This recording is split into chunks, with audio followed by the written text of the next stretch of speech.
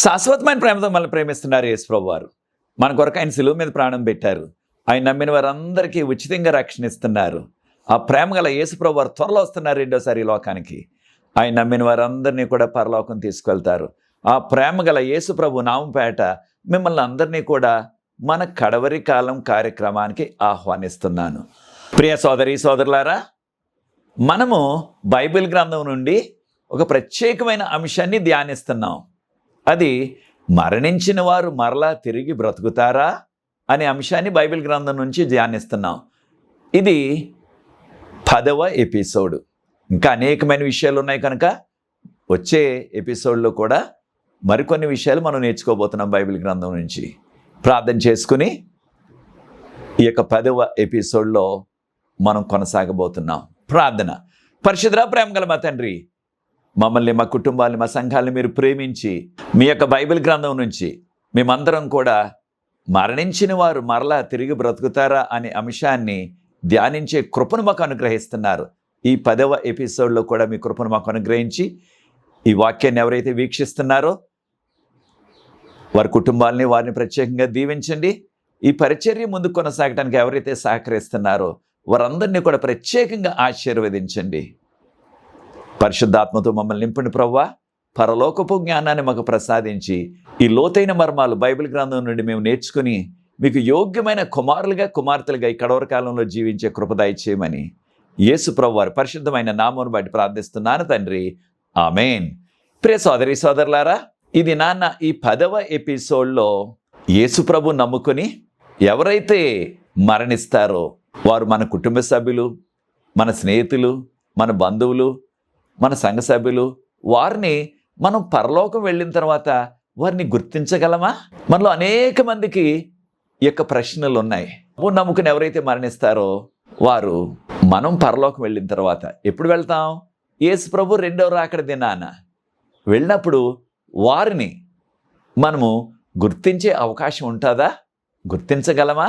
దానికి బైబిల్ గ్రంథంలో ఆధారాలు ఉన్నావా? మనకి గుర్తించగలము లేక గుర్తించలేము అనే విషయాలు ఖచ్చితంగా మనం బైబిల్ గ్రంథం నుంచి నేర్చుకున్నాం. మరణించిన వారు తప్పకుండా మరలా తిరిగి బ్రతుకుతారు. దానిని మనము మహిమ శరీరాలు అంటున్నాం. ఎప్పుడు? రెండవ రాకడ దినాన. రెండవ రాకడ దినం వరకు కూడా ప్రభువుని నమ్ముకొని మరణించిన మృతులందరూ కూడా ఆ మరణ నిద్రలోనే ఉంటారు. ఆ విషయాన్ని మనం ఎంతో విపులంగా నేర్చుకున్నాం.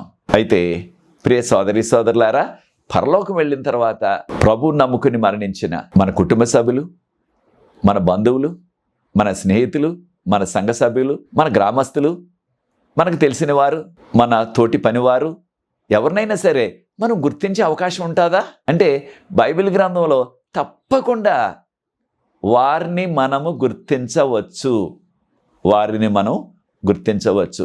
ఈ విషయాన్ని బైబిల్ గ్రంథం మనకెంతో విపులంగా తెలియజేస్తుంది. అయితే ప్రియ సోదరి సోదరులారా, ఈ విషయాలు మనం బైబిల్ గ్రంథం నుండి నేర్చుకుందాం. కారణం ఎవరో చెప్పిన విషయాలు కాదు. ఇటువంటి లోతైన ఆధ్యాత్మిక విషయాలు అవి బైబిల్ గ్రంథంలో ఉంటే మనం నమ్మాలా. బైబిల్ గ్రంథంలో లేకపోయినట్లయితే మనము ఆ విషయాలు నమ్మరాదు. బైబిల్ గ్రంథంలో ఎంతో విపులంగా, ఎంతో క్లియర్గా ఉన్నది. పరలోకం వెళ్ళిన తర్వాత మనకు తెలిసిన వారందరినీ కూడా మనము గుర్తుపట్టవచ్చు అనే విషయాన్ని మనం నేర్చుకోబోతున్నాం. యేసుప్రభు ఈ లోకంలో జీవించినప్పుడు ఒక దినాన యేసుప్రభు వారు పేతురును, యాకోబును, యోహాను ముగ్గురిని తీసుకొని ఒక పర్వతం, చాలా ఎత్తైన పర్వతం, ఆ పర్వతం మీదకి వారిని తీసుకువెళ్ళారు యేసుప్రభు వారు. దీన్నే మనము రూపాంతరపు పర్వతం అంటున్నాం. ఈ విషయాలు మనం మత్తయి సువార్త 17వ అధ్యాయం మొదటి 8 వచనాల్లో మనం గమనిస్తున్నాం. సమయం ఉన్నప్పుడు మత్తయి సువార్త 17వ అధ్యాయం మొదటి 8 వచనాలు ప్రార్థనాపూర్వకంగా చదవండి. ఆ ఎత్తైన కొండ మీదకు యేసు ప్రభుతో పాటు ఆ ముగ్గురు శిష్యులు కూడా వెళ్ళారు. అప్పుడు వారికి ఎంతో గంభీరమైన ఒక దృశ్యం కనిపించింది వారికి. అదేమిటంటే యేసు ప్రభు వారు ఆ పర్వతం మీద రూపాంతరము చెందారు. రూపాంతరం చెందటం అంటే ఇంగ్లీష్లో ట్రాన్స్ఫిగరేషన్ అంటున్నాం. అనగా ఆయన యొక్క మహిమ స్వరూపాన్ని, ఆయన మహిమను వారు కళ్ళారా చూచారు ఈ ముగ్గురు శిష్యులు కూడా. దీన్నే రూపాంతరం అంటున్నాం మనం. అయితే ఆ యొక్క మహిమలో ఎలా కనిపించారు యేసుప్రభు వారు? యేసుప్రభు వారి యొక్క ముఖము సూర్యుని వలె ప్రకాశించింది, అంత వెలుగుతో ప్రకాశించింది. దాన్నే మనం మహిమ అంటున్నాం, ఇంగ్లీష్లో గ్లోరీ అంటున్నాం. అదే రీతిగా ఆయన వేసుకున్న వస్త్రాలు కూడా సూర్యకాంతి వలె, అంటే అంత మెరిసిపోతూ దగదగలాడుచు ఆయన యొక్క వస్త్రాలు కనిపించినట్లుగా మత్తయి సువార్త 17వ అధ్యాయం 2వ వచనంలో మనం చదువుతున్నాం. అయితే ప్రియ సోదరి సోదరులారా, చూడండి ఎంతటి అద్భుతమో. అంతవరకు కూడా యేసుప్రభు వారి యొక్క శరీరం, ఆయన ముఖం, ఆయన వేసుకున్న వస్త్రాలు కూడా అందరు వేసుకున్నట్లుగానే అందరిలాగే ఉన్నారు ఆయన. కానీ ఆ దినాన ఆ పర్వతం మీద దేవుని యొక్క మహిమ ఆయనను చుట్టుముట్టింది. ఆ మహిమలో అంత తేజస్సుతో ఆయన రూపాంతరం చెందారు. మరొక విషయాన్ని కూడా గమనించారు ఈ ముగ్గురు శిష్యులు కూడా, పేతురు గారు, యోహాను గారు, యాకోబు గారు. ఏం గమనించారు? ఆ యొక్క మహిమలో వారు గమనించింది ఏమిటంటే, ఇద్దరు దిగి వచ్చారు. వారు మోషే గారు, ఏలియా. మోషే, ఏలియా వీరిద్దరు కూడా దిగి వచ్చారు. దిగి వచ్చి యేసు ప్రభుతో మాట్లాడటం ప్రారంభించారు.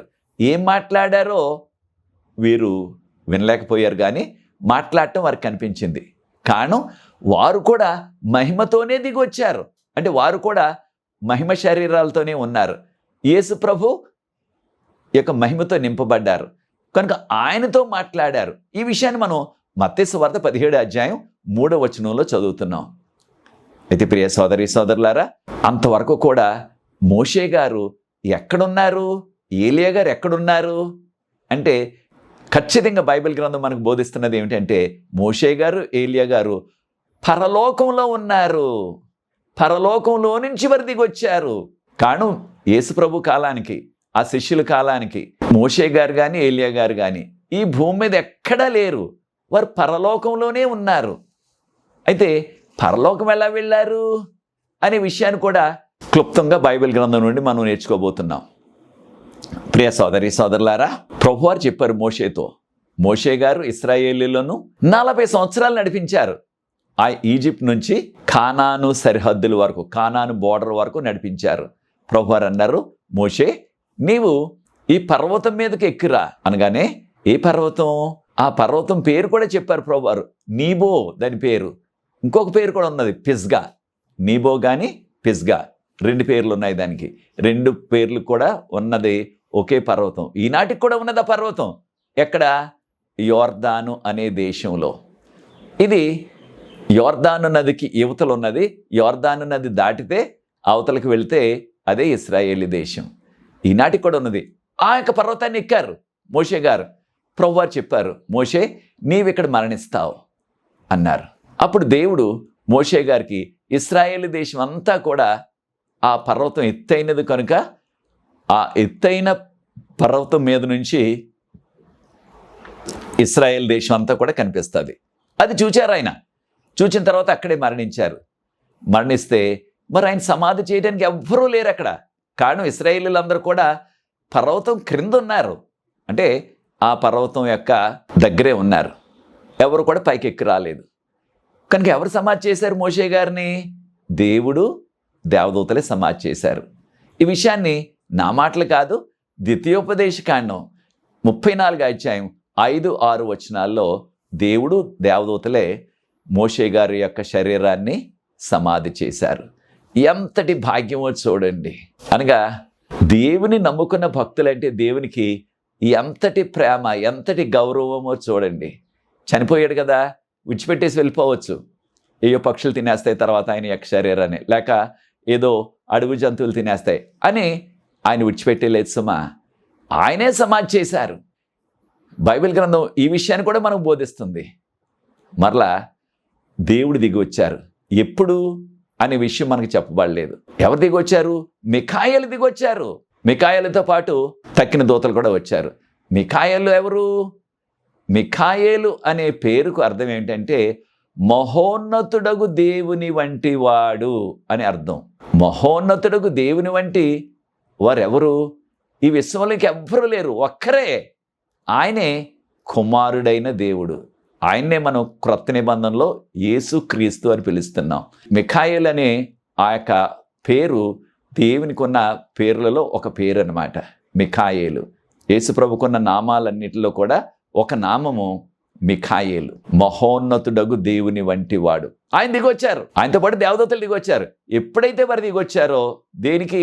మోషేని ఎక్కడైతే సమాధి చేశారో మోషేను మరలా పునరుత్థానం చెందించడానికి, అనగా మరలా బ్రతికించడానికి వచ్చారు. ఎన్ని రోజుల తర్వాత వచ్చారు మనకు చెప్పబడలేదు, కానీ వచ్చారు. కానీ అనేక మంది బైబిల్ పండితులు ఊహించేది ఏంటంటే ఖచ్చితంగా ఆ 3వ దినాన్నే వచ్చి ఉంటారు. కారణం, సాదృశ్యంగా మోషే గారిని చనిపోయిన తర్వాత సమాధి చేసిన తర్వాత 3వ దినాన్న లేపి బ్రతికించి పరలోకం తీసుకువెళ్ళిపోయారు. అలాగే యేసుప్రభు కూడా మరణించిన తర్వాత ఆయన 3వ దినాన యేసుప్రభు వారు కూడా మరణించిన తర్వాత శిలువ మీద ఆయన సమాధి చేసిన తర్వాత 3వ దినాన్న మరలా మృత్యుంజయుడై లేచారు. కనుక మోషే గారు యేసుప్రభుకు సాదృశ్యం. కనుకనే బైబిల్ పండితుల ఉద్దేశం ఖచ్చితంగా ఆయన 3వ దినాన్నే మిఖాయేలు అనగా యేసుప్రభు వారు దేవదూతలు వచ్చి ఆయన మరలా బ్రతికించారని. అయితే చూడండి, ఇక్కడ సాతాను వెంటనే ప్రత్యక్షమైపోయాడు. ఎక్కడైతే దేవుని పని జరుగుతుందో, ఎక్కడైతే దేవుడు ఉంటారో, ఎక్కడైతే పరిశుద్ధాత్మ పని జరుగుతుందో అక్కడ వెంటనే సాతానుడు వాలిపోతాడు, అనగా సాతానుడు వచ్చేస్తాడు వెంటనే. కనుక సాతానుడు వెంటనే ప్రత్యక్షమైపోయి వాదన ప్రారంభించాడు. ఎవరితో? మిఖాయేలుతో. ఏమని వాదన? మోషేని మీరు లేపటానికి వీల్లేదు, మోషేని మీరు బ్రతికించడానికి వీల్లేదు. కారణం, మీరు మోషేకి చెప్పారు ఈ బండతో మాట్లాడితే నీళ్ళు వస్తాయన్నారు రెండవసారి. నేను ఆ బండను కొట్టేలాగా చేశాను, కనుక మోషే శవం నాది, మోషే నావాడు అని వాదించడం మొదలుపెట్టాడు. అప్పుడు మిఖాయేలు అనగా యేసు ప్రభు వారు సాతానును గద్దించారు. యూదా పత్రిక 1వ అధ్యాయం 9వ వచనంలో మిఖాయేలు గద్దించి మోషేను లేపి మోషేను పరలోకం తీసుకువెళ్ళిపోయారు. అప్పటి నుంచి కూడా మోషే గారు పరలోకంలోనే ఉన్నారు. అయితే ఇక్కడ వచ్చిన ప్రశ్న ఏంటంటే పేతురుకు, యోహానుకు, యాకోబుకు పరలోకం నుంచి దిగి వచ్చిన ఆ మహిమలో ప్రత్యక్షమైన ఇద్దరు కూడా మోషే అని ఏలియా అని వారికి ఎలా తెలుసు? కారణం, యేసు ప్రభు కాలానికి అనగా శిష్యులు ఈ సంఘటన జరిగిన కాలానికి ముందుగా 1440 సంవత్సరాల ముందుగా మోషే గారు జీవించి మరణించి ఆయన పరలోకం తీసుకువెళ్ళబడ్డారు. 1440 సంవత్సరాలు, 1440 years. అయితే ప్రియ సోదరి సోదరులారా, 1440 సంవత్సరాలు వారికంటే ముందుగా జీవించిన వ్యక్తిని ఏ రీతిగా గుర్తించారు పేతురు గారు, యోహాన్ గారు, యాకోబు గారు? వారికి ఎలా తెలిసిన మోషే అని? ఈ విషయాన్ని మనం గుర్తించాలి. కానీ వారు ఇప్పుడు కూడా మోషే గారిని చూడలేదు. మోషే గారి గురించి అనేక వివరాలు ఆ యొక్క బైబిల్ గ్రంథంలో విన్నారు, వారు చదివారు. అంతేగాని ఎప్పుడు కూడా వారు కళ్ళారా చూసే అవకాశం లేదు. కారణం, 1440 సంవత్సరాలు ముందుగా, అంటే వారి కాలం కంటే ముందుగా మోషే గారు జీవించి మరణించి మరలా పరలోకం తీసుకువెళ్ళబడ్డారు. కనుక మోషే గారిని ఎలా గుర్తించారు వీరు? అదే రీతిగా ఏలియా గారు, ఏలియా ప్రవక్తను ఎలా గుర్తించారు వీరు? కారణం, ఏలియా ప్రవక్త కూడా ఇక శిష్యుల కాలానికి, అనగా యేసు ప్రభు ఈ లోకంలో జీవించిన కాలానికి దాదాపుగా 900 సంవత్సరాల ముందుగా ఏలియా ప్రవక్త గారు ఈ భూలోకంలో జీవించి ప్రభు కొరకు పరిచర్య చేసి ఆయన పరలోకం తీసుకువెళ్ళబడ్డారు. అయితే ఒక విషయాన్ని మనం గమనించాలా. అదేమిటంటే పరలోకం వెళ్ళిన తర్వాత రక్షించబడిన, అనగా ఈ లోకంలో జీవించి యేసు ప్రభు నమ్ముకొని ఆయన వాక్యపు వెలుగులో, ఆయన 10 ఆజ్ఞల వెలుగులో ఎవరైతే జీవించి ప్రభువునందరూ నిద్రిస్తారో, అనగా మరణిస్తారో, వారందరూ కూడా ఖచ్చితంగా పరలోకంలో వారికి మహిమ శరీరాలు వస్తాయి. ఆ పరలోకంలో ప్రతి వారికి కూడా శరీరాలు ఉంటాయి, ఒట్టి ఆత్మ మాత్రమే కాదు. దాన్నే మనం మహిమ శరీరం అంటున్నాం, ఇంగ్లీష్లో గ్లోరియస్ బాడీ అంటున్నాం. ఒట్టి ఆత్మ మాత్రమే కాదు. కొంతమంది పరలోకంలో ఇక శరీరాలు ఉండవు, వారు ఒట్టి ఆత్మలే అనేవారు కూడా చాలామంది ఉంటున్నారు. అది సరికాదు. ప్రియ సోదరి సోదరులారా, ప్రతి వారికి కూడా ఆ మహిమ శరీరాలు ఉంటాయి. అయితే ప్రియ సోదరి సోదరులారా, పరలోకం మనం వెళ్ళిన తర్వాత, అనగా రెండవ రాకడ తర్వాత ఆ పరలోకం ఎవరైతే వెళ్తారో వారిని ఖచ్చితంగా మనము గుర్తించే అవకాశం ఉన్నది. అక్కడ పరలోకంలో తీసుకువెళ్ళబడే, ఇంకా వారు పరలోకం వెళ్ళలేదు, రెండవ రాకడ తర్వాత ప్రభు వచ్చి తీసుకువెళ్తారు. అదే కదా ప్రభు వారు వాగ్దానం చేశారు, నేను వెళ్తాను, స్థలం మీకు సిద్ధపరుస్తాను, అప్పుడు నేను వచ్చి నేనుండే స్థలానికి మిమ్మల్ని తీసుకువెళ్తాను అన్నారు. యోహాను సువార్త 14:2-3 వచనాల్లో. అనగా దేవుడుండే స్థలం, యేసు ప్రభు ఉండే స్థలం పరలోకం. ఎప్పుడు తీసుకెళ్తానన్నారు? స్థలం సిద్ధపరిచి వచ్చి అప్పుడు తీసుకెళ్తానన్నారు. అంతేగాని మరణించిన వెంటనే ఎవరు కూడా వెళ్ళటం లేదు. ఆయన వస్తారు, ఎప్పుడు రెండవ రాకడ, అప్పుడు తీసుకువెళ్తారు, అప్పుడు పరలోకం వెళ్తాం మనం. అనగా పరలోకంలో ఉండబోయే ప్రతి రక్షించబడిన వ్యక్తిని, అక్కడ ఉండే దేవదూతలందరినీ కూడా, ప్రతి వారికి కూడా వారి సొంత లక్షణాలు, అనగా వారి యొక్క శరీరం, వారి యొక్క ముఖ కవళికలు, అవన్నీ కూడా ప్రతి వ్యక్తి కూడా వారి యొక్క సొంత ముఖ కవళికలు. అంతేగాని అందరికి ఒకేలా ఉండటం కానే కాదు. కనుక ప్రియ సోదరి సోదరులారా, యేసుప్రభు వారు త్వరలో వస్తున్నారు రెండోసారి. ఆయన రెండోసారి వచ్చినప్పుడు ఖచ్చితంగా పరలోకంలో ఈ ప్రశ్న నేను పేతురు గారిని, యోహాను గారిని, యాకోబు గారిని అడగాలనుకుంటున్నాను. ఏ ప్రశ్న? మీకు ఎలా తెలిసింది యేసుప్రభు రూపాంతరం చెందిన దినాన ఆ ప్రత్యక్షమైన, మహిమలో ప్రత్యక్షమైన ఇద్దరు కూడా మోషే, ఏలియాలని మీ ఇద్దరికి కూడా ఎలా తెలిసింది? పరలోకంలో ఉన్నది ముగ్గురు మనుషులు. ఒకరు హానోకు, రెండవ వారు మోషే, మూడవ వారు ఏలియా ప్రవక్త. అయితే ఇక్కడ వచ్చిన వారు ఇద్దరే కదా. ముగ్గురు వచ్చారనుకోండి, అప్పుడు పాత నిబంధనలో ఈ ముగ్గురు గురించి ప్రస్తావించబడ్డది. పాత నిబంధన గ్రంథంలో ఈ ముగ్గురు గురించి, అనగా హానోకు, మోషే, ఏలియాలు పరలోకానికి తీసుకువెళ్ళబడ్డారని చెప్పబడ్డది. కానీ ఆ పర్వతం మీద యేసు ప్రభువుకు మహిమలో ప్రత్యక్షమైన వారు ఇద్దరే. కనుక ఆ ఇద్దరిలో వచ్చిన వారు ఎవరు, ఎలా తెలిసింది వారికి అనే ప్రశ్న మనందరికీ కూడా వస్తుంది. అయితే ప్రియ సోదరి సోదరులారా, ఆ చిక్కుముడి విడవాలంటే ఖచ్చితంగా పరలోకం వెళ్ళిన తర్వాత వారిని ప్రశ్న మనం అడగాల. ఎలా తెలిసింది మీకు? ఎలా గుర్తించారు వీరు మోషే గారని, ఏలియా గారని? హానోకు ఎందుకు అనుకోకూడదు? వచ్చిన వారు హానోకు, ఏలియా అని. హానోకు పేరే చెప్పబడలేదు, ఇద్దరు పేర్లే చెప్పబడ్డవి. అవి ఖచ్చితంగా చెప్పారు వారు. అయితే చూడండి, మనందరికీ తెలిసిన రీతిగా ఏలియా ప్రవక్త గారు ప్రభు పరిచర్య జరిగించిన తర్వాత ఆయనను దేవుడు మరణం చవి చూడకుండానే ఈ భూలోకం నుంచి ఆ పరలోకపు అగ్నిరథాలు, అగ్నిరథం, అగ్నిగుర్రాలు మీద పరలోకం తీసుకెళ్లారు. ఈ విషయాన్ని మనం రెండవ రాజుల గ్రంథం 2:11 వచనంలో చదువుతున్నాం. ప్రభువే పరలోకపు రథం మీద తీసుకువెళ్ళిపోయారు. అయితే ప్రియ సోదరి సోదరులారా, మరి శిష్యులకు ఈ విషయాలు, ఈ కథలు విన్నారు. కానీ కథ అంటే కట్టు కథ కాదు సుమా, జరిగిన విషయాలే అక్కడ రాయబడ్డవి బైబిల్ గ్రంథంలో. ఆ విషయాలు విన్నారు, కానీ ఎప్పుడు కూడా వారు కళ్ళారా మోషే గారిని కానీ, ఏలియా ప్రవక్తను కానీ ఎప్పుడు వారు చూడలేదు. ఆ దినాల్లో ఇప్పుడులాగా ఫోటోలు లేవు.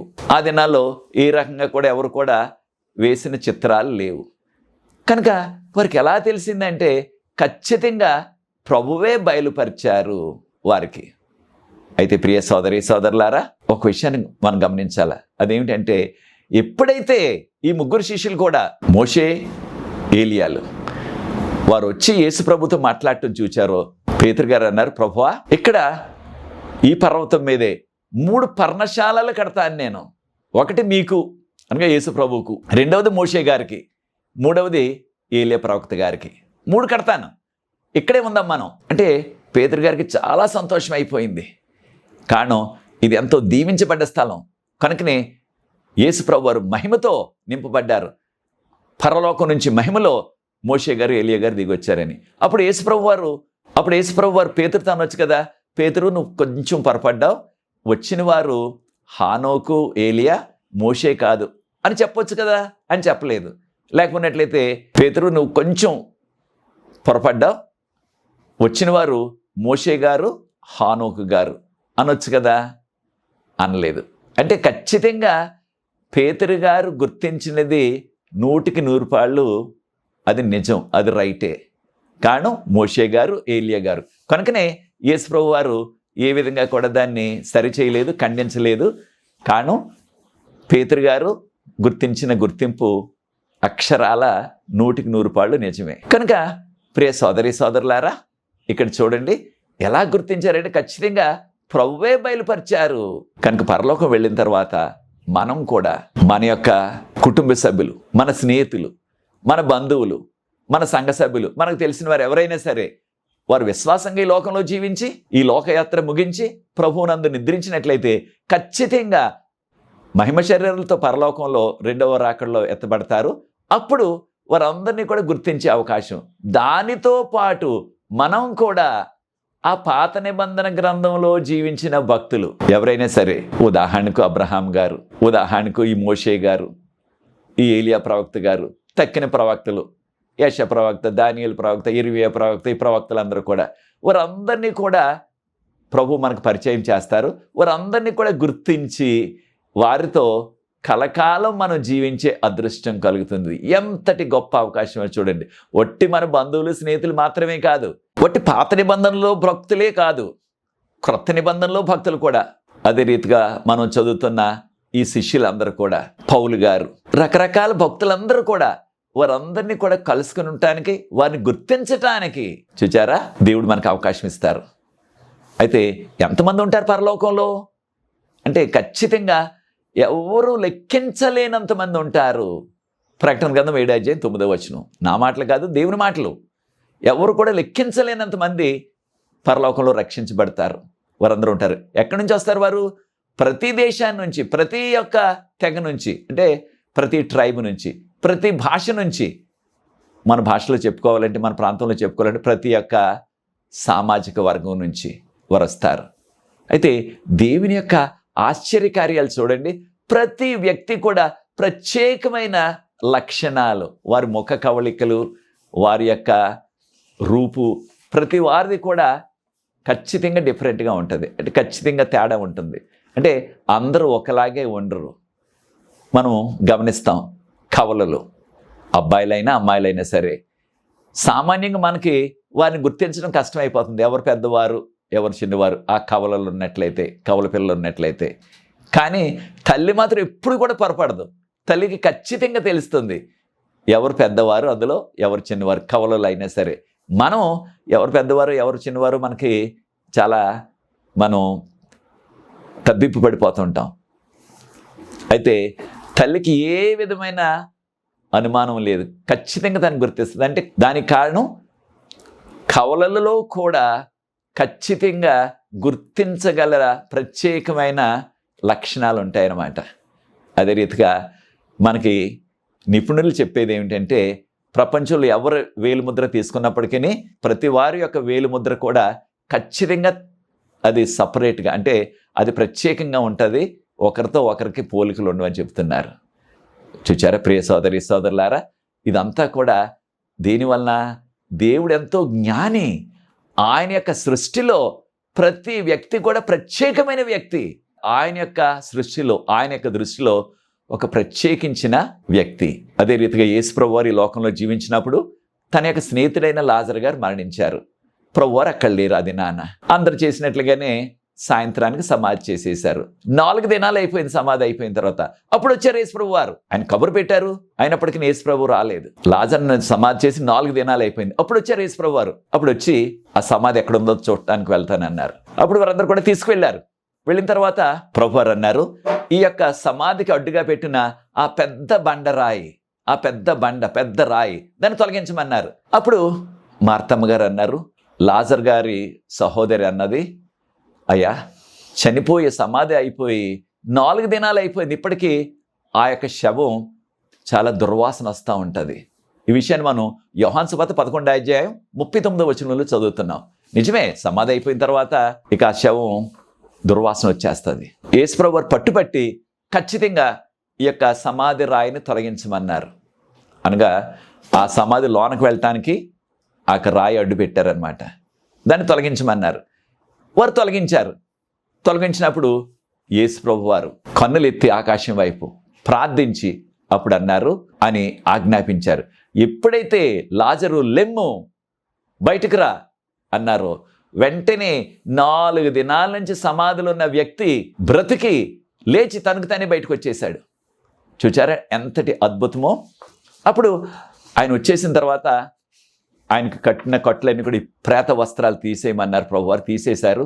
అప్పుడు ఎంతో సంతోషంతో లాజర్ గారి యొక్క అక్కలిద్దరు కూడా, మరియమ్మ గారు, మార్తమ్మ గారు, యేసు ప్రభుతో కలిసి, తక్కని యొక్క బంధువులతో కలిసి, ఆ యొక్క గ్రామస్తులందరితో కలిసి, బేతనీ వాసులందరితో కలిసి సంతోషంగా నడుచుకుంటూ వెళ్ళిపోయారు.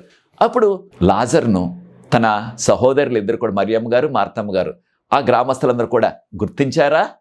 ఖచ్చితంగా గుర్తించారు. ఏ విధమైన తేడా లేదు.